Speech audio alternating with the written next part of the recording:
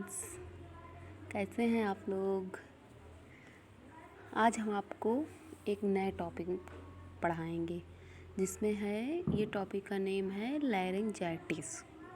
इस टॉपिक को स्टार्ट करने से पहले आपसे रिक्वेस्ट है कि मेरे चैनल को सब्सक्राइब करें, लाइक करें और कमेंट करें और बताएं कि मेरा पढ़ाया हुआ टॉपिक आपको कैसा लगा। तो हम बात करते हैं आज के टॉपिक के बारे में। तो जैसा कि हमने आपको बता दिया कि आज का टॉपिक है लैरिंजाइटिस, जिसमें नाम से ही पता चलता है कि लैरिंग्स आइटिस मीन्स इन्फ्लामेशन। तो इन्फ्लामेशन ऑफ द लैरिंग्स मतलब हमारी जो लैरिंग्स होती है उसमें इन्फ्लामेशन हो जाता है। जो हमारी लैरिंग्स होती है, गले में जो कंठ होता है जिससे हम बोलते हैं तो आवाज़ निकलती है, उसमें सूजन आ जाती है। तो इसमें जैसा कि लिखा हुआ है कि it is an inflammation of mucous membrane of larynx voice box. Larynx का दूसरा नाम वॉइस बॉक्स भी है।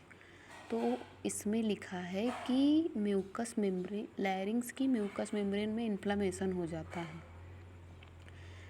तो जो हमारी लैरिंग्स है उसकी म्यूकस मेम्ब्रेन में इन्फ्लामेशन हो जाता है, उसी को कहते हैं लैरिंजाइटिस। इसके टाइप्स हैं acute laryngitis, chronic laryngitis. Acute का मतलब है कि जो बहुत अचानक से या फिर थोड़े समय के लिए होता है, उसे बोलते हैं एक्यूट लैरिंजाइटिस। क्रोनिक लैरिंजाइटिस मतलब जो बहुत लंबे समय से चली आ रही हो, जैसे हमारे गले में सूजन है, हमारे लैरिंग्स में, वो बहुत लंबे समय से है, तो उसको बोलते हैं क्रोनिक लैरिंजाइटिस। इसके कॉजेज़ क्या है, मतलब जैसे हमारी लैरिंग्स में इन्फ्लामेशन हो रहा है तो उसका कारण क्या है। तो उसका सबसे पहला कारण है कि वायरल बैक्टीरियल इन्फेक्शन, मतलब किसी भी वायरस या बैक्टीरिया के इन्फेक्शन से हमारे लैरिंग्स में इन्फ्लामेशन हो जाता है। जिससे कोई भी बैक्टीरिया वायरस हमारे बॉडी में इंटर कर देता है, जब वो हमारी बॉडी में इंटर करता है तो हमारे नाक या मुंह से ही इंटर करता है, तो हमारे लैरिंग्स में जब जाता है तो वहाँ पे इन्फेक्शन कर देता है, जिसकी वजह से हमारे लैरिंग्स में इन्फ्लामेशन हो जाता है। इसका दूसरा कारण है इन्वायरमेंटल चेंजेस। इन्वायरमेंट में जो चेंजेस होते हैं, जैसे कि अचानक से बहुत ज़्यादा गर्मी पड़ने लगी या फिर अचानक से बहुत ज़्यादा ठंड होने लगी, बरसात आ गई, तो उसकी वजह से मौसम जो चेंज होते हैं तो हमारे गले में खराश वगैरह होता है, उसकी वजह से हमारे लैरिंग्स में इन्फ्लामेशन हो जाता है। तो अचानक से ये जो इन्वायरमेंट में चेंजेस होते हैं इसकी वजह से होता है। इसका तीसरा कारण है स्मोकिंग की वजह से होता है। जो लोग स्मोक करते हैं उनमें मतलब ये नॉर्मल हो सकता है कि उनको लैरिंग्स में इन्फ्लामेशन हो जाए। चौथा कारण है अल्कोहल कंजप्शन। अल्कोहल पीने की वजह से हो सकता है, डस्ट की वजह से हो सकता है, केमिकल्स की वजह से हो सकता है। साइनसाइटिस मीन्स होता है कि हमारे साइनस जो होता है हमारे गले में, उसमें इन्फ्लामेशन हो जाए। साइनस कैविटी पाई जाती है गले में, उसमें इन्फ्लामेशन हो जाता है, उसकी वजह से लैरिंग्स में भी इन्फ्लामेशन हो जाता है। इसके साइन और सिम्टम्स क्या हैं, मतलब अगर आपके लैरिंग्स में इन्फ्लामेशन हो गया है तो आपको कैसे पता चलेगा कि आपके गले में इन्फ्लामेशन हो गया है। तो इसका पहला कारण है एपोनिया मतलब कंप्लीट लॉस ऑफ वॉइस, मतलब आपकी आवाज़ पूरी तरह से चली जाएगी, आप बोल नहीं पाएंगे। सोर थ्रोट, आपके जीभ में सूजन आ जाएगी।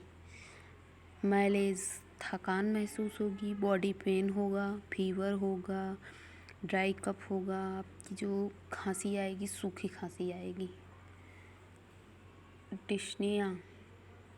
डिस्फेजिया, डिफ़िकल्टी इन स्वेलिंग, मतलब आप कुछ भी खाएंगे तो उसको स्वेलो करने में, मतलब निगलने में प्रॉब्लम होगी। इसका डायग्नोस्टिक इवाल्वेशन क्या है, मतलब अगर आप डॉक्टर के पास जाएंगे तो इसका डायग्नोस्टिक इवाल्वेशन वो क्या करेगा।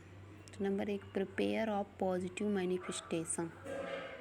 जो प्रेजेंस ऑफ पॉजिटिव मैनिफेस्टेशन मतलब जो सिम्टम्स आ रहे हैं उन्हें देखकर, जो प्रेजेंस है पॉजिटिव, जो सिम्टम प्रेजेंट है उन्हें देखकर अंदाज़ा लगाया जाता है कि हाँ ये लैरिंजाइटिस है। दूसरा लैरिंगोस्कोपी करके, तीसरा सीबीसी में complete blood count, blood test किया जाता है जिससे पता चलता है कि कौन सा इन्फेक्शन हुआ है, किसकी वजह से हुआ है। लैरिंगोस्कोपी है कि लैरिंगोस्कोपी एक इंस्ट्रूमेंट होता है जिसे गले के अंदर लगाते हैं, जिससे पता चलता है कि अंदर कहाँ पे कैसा इन्फेक्शन हुआ है, उसमें क्या हो रहा है, उसमें सूजन हो रही है या फिर उसमें पस का फॉर्मेशन हो रहा है। इसका मेडिकल मैनेजमेंट है, मतलब इसमें कौन सी मेडिसिन यूज़ कर सकते हैं। Antibiotic therapy if bacterial infection is present. अगर बैक्टीरियल इन्फेक्शन प्रेजेंट है तो एंटीबायोटिक दिया जाता है। एंटीबायोटिक में एमाइक्सिसिलिन दे सकते हैं, एजिथ्रोमाइसिन दे सकते हैं, कॉर्टिकोस्टेरॉइड थेरेपी दी जाती है। एंटीपायरेटिक दिया जाता है फीवर के लिए, एनाल्जेसिक्स दिया जाता है पेन के लिए। नर्सिंग मैनेजमेंट, अगर आप एक नर्स हैं तो आप उसके लिए कौन सा मैनेजमेंट करेंगे। तो instruct the patient to avoid chemical allergens. Patient को इंस्ट्रक्ट करेंगे, मतलब उससे कहेंगे कि जो केमिकल एलर्जेंट्स हैं उनको दूर कर दीजिए। Avoid to intake plenty of fluid, मतलब अधिक से अधिक पानी पिएं।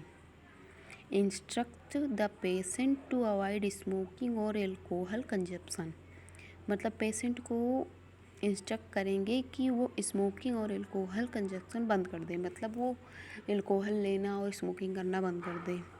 Provide rest to patient, patient को बोलेंगे कि वो रेस्ट करे। मेंटेन वेल वेंटिलेशन इन्वायरमेंट, उसे एक वेल वेंटिलेशन मतलब अच्छे से अच्छे इन्वायरमेंट में रखें जो वेंटिलेट हो, वहाँ पे कोई प्रदूषण ना हो, वहाँ पे कोई मतलब ऐसा कुछ ना हो। Thank you friends. जैसा कि मुझे लगा होगा कि लगा है कि आज मुझे क्लास लेने में थोड़ी सी दिक्कत हो गई है, पर मैं प्रयास करूँगी कि आगे की क्लास और से और ज़्यादा अच्छी हो। Thank you friends.